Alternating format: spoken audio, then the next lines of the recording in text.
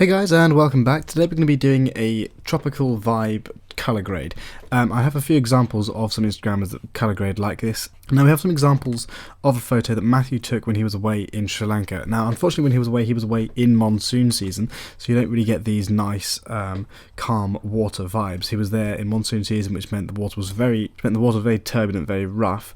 But we do have photos like this and also like this. This is the final color grade that we'll be looking at. The idea is we're going to be trying to achieve that color grade. Now these are all JPEG photos, so for those of you who just go away and you only have your phone camera or just a camera that can only take JPEG photos, this is how you can try and get this tropical vibe color grade. Okay, so I've gone ahead and I've created a Do You Travel preset pack.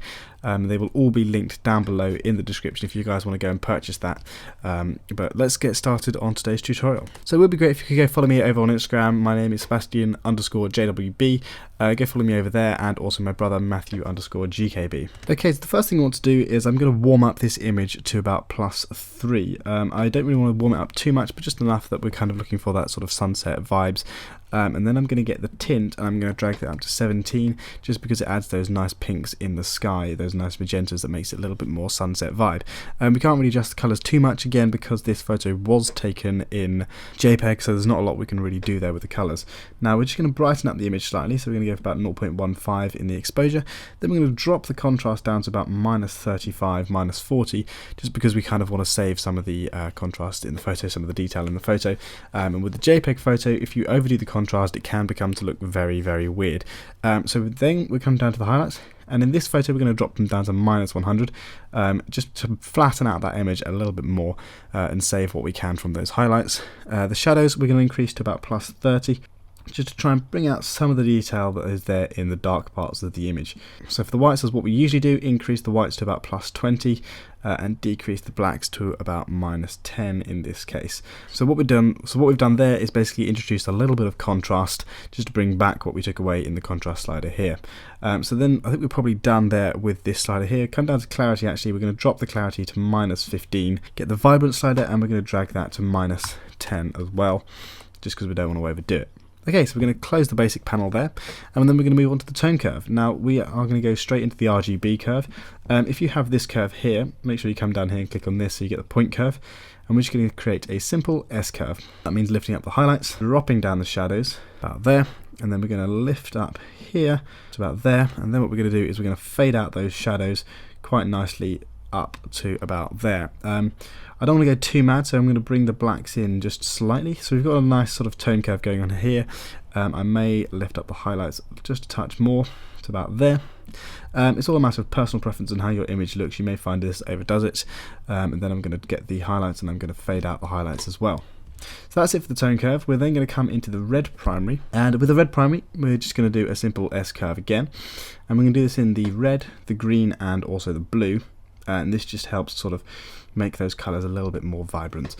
So there we are, S curve there, green, and you want to make sure when you're doing this you're putting the points in roughly the same place as you did with each curve. So for example, the red, I know the point was roughly about here. For the green, I know it's about there, and then for the blues I'm going to try and make sure I'm putting the points in about the same place. And it's a good bet to use these lines here just to put your point. You'll notice in most of the videos I do, that's where I put the point. So there we are. I think we're probably done. I'm going to lift that up a little bit more. Okay, so that's it for the tone curve. Then we are onto the HSL slider. So with the HSL slider, again, because we're in JPEG, I don't want to do too much with the colors because it is limited as what we can do. So I'm going to get the reds, drag those up to about +6, +7. The oranges, I'm also going to drag up to about +6, +7. The yellows, I think, would look quite nice if we drag those up to about +30. And that's really going to kind of bring out the yellows and the greens in this image, just to make those vibrant tropical vibes. We're then going to get the greens, and we're going to drag those down to about -58. We don't want the greens to look too unnatural, so we're going to drag the greens down here just to sort of even it out a little bit. May even drop back the yellows to about +27, 28. As for the aquas, we're going for that sort of teal and orange kind of look again. That usually works really well in those tropical vibe photos. So we're going to drop the aquas down to about -40, but we don't want to go too extreme. The only blues we've really got in this image are the surfboards in the main part of the photo. So then we're going to counteract that by just dragging up the blues to about +4, +2 is a good amount there. As for the purples, there's not really a lot that's going to change, but I'm going to drag the purples down to -20 in the hope that it will kind of do some slight minor changes. So that's it really for the hues. What we've done there is just made the greens and the oranges slightly more realistic. We have then made the blues slightly more teal. So then we're going to come down to saturation, and I'm going to drop off the reds to -37, aim for -40, somewhere around there, it's about fine, doesn't really matter. The oranges, I'm going to increase the saturation to about +9, +10. The yellows, this will basically affect the greens in the leaves, and we're going to drop those down to about -35, somewhere around there. Now, this is kind of we're going for the sort of greens and blues and oranges in this image here. So you can see if I go back onto our image we're currently editing, we are a little bit of a way off, but we're kind of getting there with the oranges. So where were we? Okay, so now we want to come onto the green saturation slider, and we want to drop that down again to -20, -25 is a good bet, about there. So we're beginning to get those greens again. If I just show you again, the greens up here and the greens here is the sort of vibe we're going for. We're beginning to get the same sort of colour. As for the aquas, I like to sort of make those pop a little bit. That's kind of the main interest of the image, are the blues. So we're going to drag the aquas up to +15, but we're going to counteract that by dragging the blues down to about -20. -15 should do quite nicely. Purples, drop those down to -42. -45. I don't really think that's going to make much difference because there aren't many purples in this image, and then just drop the magentas as well to -20. Again, that's not really going to do anything to this image. Finally, we come to luminance, and all luminance does is brighten up each individual colour. So here we're going to basically brighten up the reds, oranges and the yellows and the greens, just to kind of bring out this foreground sand here. So we're going to get the luminance of the reds up to +60, really dragging it up quite a bit. The oranges all the way up to about +60 or 58. Then the yellows we're going to drag all the way up to +60 again. So you can see here we're really getting those bright colours that we have in the sand in this image here, really bright colours down here. Then we're going to get the greens, and we're going to drag those up to +20. That should do quite about there. The aquas, I'm going to drop off the aquas to about -15, -20 there, and then counteract that by dragging the blues up to about +50, +60, and all that's going to do is make the surfboards look slightly less teal, but also introduce a little bit of purple into that photo as well. Because when you drag up the blues, what you're doing is making sure you see more of the blues than the aquas. So we've done that there. The purples, I can drop those to -25, -30, and the magentas, I'm just going to increase those to +10. Okay, so that's it for the HSL slider. That's made quite a bit of difference. If I turn off the HSL slider and turn it on again, you can see the dramatic difference that has made. One thing I am noticing down here is the sand. I may want to get the yellows and drop off the yellows slightly, because you can see if I drag it all the way to the left, we get those nicer warm colours. So I'm going to drop the yellows actually down to -60 instead. Okay, so I'm going to close off the HSL slider. We've now got a more realistic sand and tree colour. Okay, so that brings us to split toning. Now, split toning is allowing us to add a colour to the highlights or the shadows. So what you can do is press Alt on your keyboard, click on the hue slider, and you can just drag it along until you get a colour that you think is quite nice in your highlights. Now, in this case, we're going for a nice pinky sort of purple look in our highlights. So 270 is about good, and then we're going to drag the saturation up to about +10.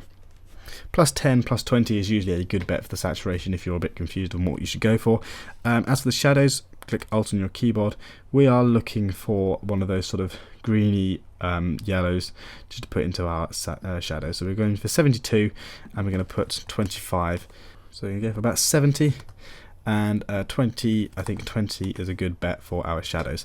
So we're beginning to get that nice vintage look in our photo. So there we go, close up split toning, and we can then move on to our detail. Now, detail, there's not really a lot we want to do. I just tend to increase the sharpness to about +25 just to kind of see a little bit more of the image. Get the luminance and drag that up to 28-30. Just because we've been editing a JPEG photo here, it usually what it tends to do is introduce a lot of noise because there's not a lot of detail and data in the image that we can save and edit using a JPEG, so we are really introducing a lot of noise here by editing a JPEG photo. So come down to camera calibration as the final one. We're almost done with this edit, and we're just going to increase the red primary to 34. We're then going to decrease the saturation to minus 20 or minus 30. So minus 27 is what I'm going to choose here. If you're wondering where these weird numbers came from, I did this edit earlier and these are the numbers that I used. So the blue primary I'm going to decrease to minus 66. So you can see here now what we've done is introduce this nice teal and orange thing, this nice teal and orange effect that you get with those tropical vibe photos. The problem is here it's now really oversaturated and looks really odd, so I'm going to come to the saturation and I'm going to decrease that to minus 16. So I may even take that down a little bit more to minus 25. Okay, so if I turn off the camera calibration, the image has gone from that weird muddy green to a slightly more tropical, warmer colours. So there we are. I think we're basically done. If I press the / key on our keyboard, you can see what this image looked like before. Now, it was a nice photo beforehand, just taken on, I think it was taken on an iPhone 5S or an iPhone or just an old Canon. Now, as I said, it wasn't a RAW file, but you can see the difference it makes when you just put on a nice little preset, just to kind of make it a little bit more tropical, a little bit more vintage look. It kind of works with those surfboards in the foreground. Now I've gone ahead and I've made a preset pack here. This is the Do You Travel style preset pack. Really works quite well on these tropical JPEG photos. So if you haven't watched our Do You Travel photo video, go check that out. The link will be in the description. So here we are. It has been applied on another image. This was also the JPEG, so if I show you the before on this and then the after, it really gives it that nice vintage teal and orange faded look. So I hope you guys did enjoy this video. I hope you guys can now go ahead and create your nice summery travel photos, because obviously we are currently in summer, so it'd be great if you guys could send us some of those things. Check us out on Instagram. If you do want to purchase our preset pack, the link will be down below in the description. I'll see you in the next one. Live long and prosper.